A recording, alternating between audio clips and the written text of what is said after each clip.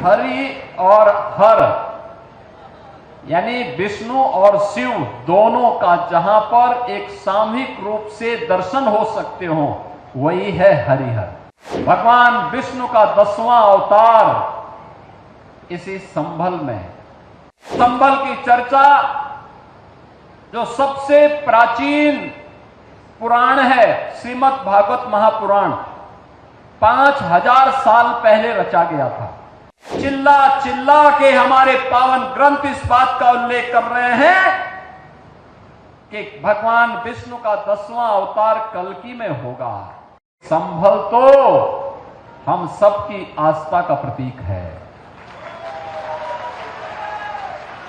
हरि और हर यानी विष्णु और शिव दोनों का जहां पर एक सामूहिक रूप से दर्शन हो सकते हो वही है हरिहर।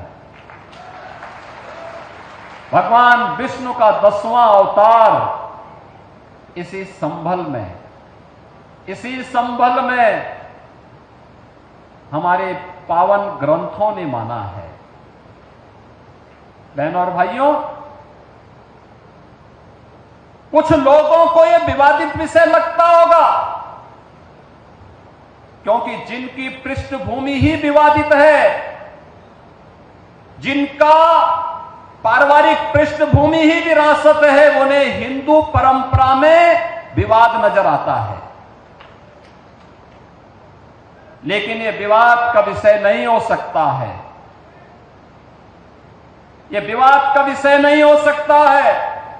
यहां पर जब संभल की हम चर्चा करते हैं तो बहनों और भाइयों, यह हम सबका और दुनिया का ध्यान आकर्षित इसके माध्यम से हम सबका हो जाता है। आपने इस बात को देखा होगा कि संभल की चर्चा जो सबसे प्राचीन पुराण है श्रीमद् भागवत महापुराण 5000 साल पहले रचा गया था। भगवान वेदव्यास ने महाभारत युद्ध के बाद उस समय की शांति के लिए, मुक्ति के लिए जिस महापुराण की रचना की थी वह श्रीमद् भागवत महापुराण है। स्कंद पुराण, विष्णु महापुराण, इन सब में यह उल्लेख है। चिल्ला चिल्ला के हमारे पावन ग्रंथ इस बात का उल्लेख कर रहे हैं कि भगवान विष्णु का 10वां अवतार कल्कि में होगा। स्कंद पुराण ने इस बारे में कहा है कि सत्य सत्यव्रतो नाम त्रेतायाम च महदगिरी द्वापरे पिंगलो नाम कलो संभल उच्यते।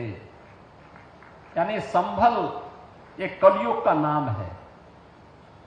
अलग अलग युग में अलग अलग नाम थे। सतयुग में सत्यव्रत, त्रेता में महदगिरी, द्वापर में पिंगल और आज सांभल यानी संभल हो गया।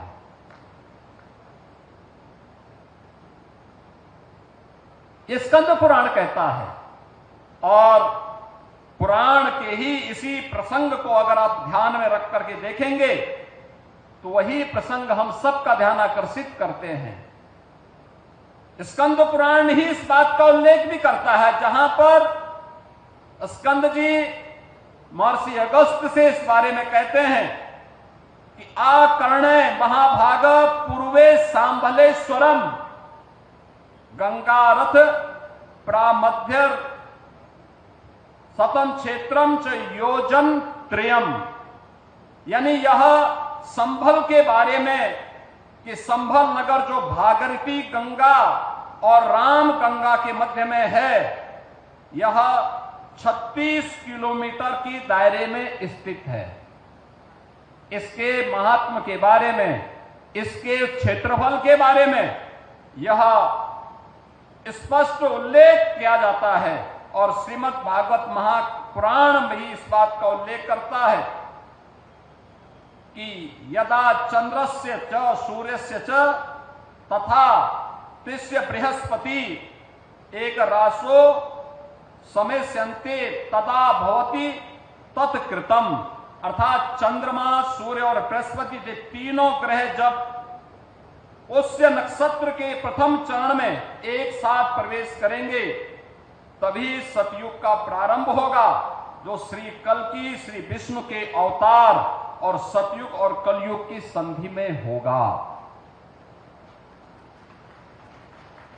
अब जिसके पास दृष्टि न हो तो उसके बारे में हम क्या कह सकते हैं।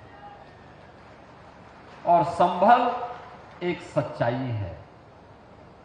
बहनों और भाइयों, इस सच्चाई का उल्लेख हमारा ग्रंथ कहता है। 68 तीर्थ थे, 68 तीर्थ थे यहां के, 19 पावन कूप थे, परिक्रमा का मार्ग था, सब कुछ था। कैसे बर्बर अत्याचारों से विदेशी आक्रांताओं ने इन तीर्थों को नष्ट किया, अपवित्र किया, कैसे इन कार्यों को अपवित्र करने का कार्य किया, कैसे कब्जे हो जाते हैं। 19 के 19 कूपों पर कब्जा हो जाता है, तीर्थों पर कब्जे हो जाते हैं, मार्ग तोड़ दिए जाते हैं।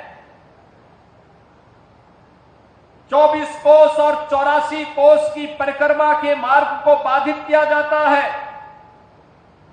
परिणाम एक सच को छुपाने का कुत्सित प्रयास। लोक माता अहिल्याबाई होलकर ने अपने समय में इन तीर्थों का पुनरुद्धार किया था। उन्होंने उस समय जब काशी विश्वनाथ मंदिर के पुनरुद्धार का कार्य लोक माता अहिल्याबाई होलकर ने किया था, उसी समय भगवान सोमनाथ के मंदिर का, चाहे भगवान सोमनाथ का मंदिर सौराष्ट्र गुजरात का हो या काशी में भगवान विश्वनाथ का मंदिर, ये क्रूर आक्रांताओं के बर्बरता के शिकार हुए थे। उनका पुनरुद्धार करने का काम, यह कार्य भी लोक माता अहिल्याबाई होलकर ने किया था। तो साथ ही साथ उन्होंने संभल के इन तीर्थों के पुनरुद्धार का भी काम किया था। आज भी आप देखते होंगे लोक माता अहिल्याबाई होलकर ट्रस्ट के द्वारा तमाम तीर्थों के लिए कुछ सहयोग किया जाता है, लेकिन अब हमारी सरकार ने तय किया है 68 के 68